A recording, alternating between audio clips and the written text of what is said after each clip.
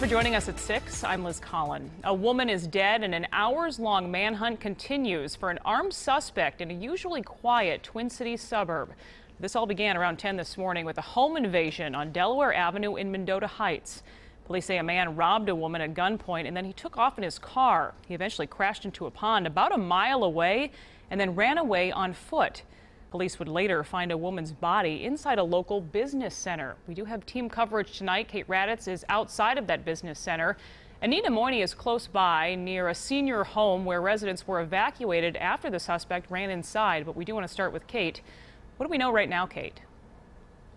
Well, Liz, the suspect is still missing tonight. There are still police here, but they had this entire perimeter blocked off earlier today as they knew that he had ran into this senior living facility here behind me after he abandoned his car. They were here searching for him for several hours, but then later this afternoon we learned that police had found the body of a woman in the business center across the street.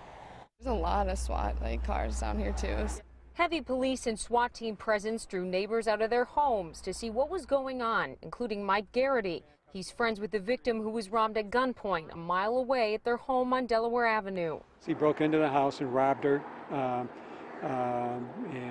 Like I said, she was babysitting their grandson, and of course she's, I'm sure, very traumatized. Police say the suspect, a man, drove away in his car, speeding to avoid arrest. He eventually abandoned his car in a pond about a mile down the road and ran into the White Pine Senior Living Center. For the next several hours, the residents were evacuated. Local businesses went on lockdown. Even local golf courses were temporarily evacuated. Police searched for hours for the suspect. Instead, they found a victim in a different building. A search of an adjacent office building did find a deceased female in one of the office buildings, and we have brought in the BCA, and both Dakota County and BCA investigators will be here.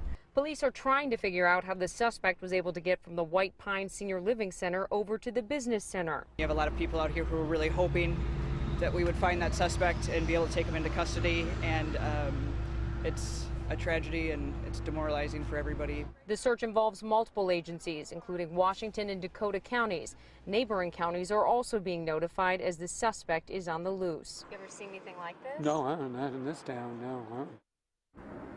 Now, the police chief said it is possible that the suspect was able to get away from this area in another car, but they haven't released any more information on that.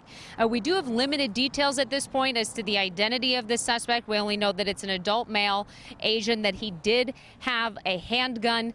Police, again, just really keep saying they want people to be alert. If you see anything suspicious, to call 911.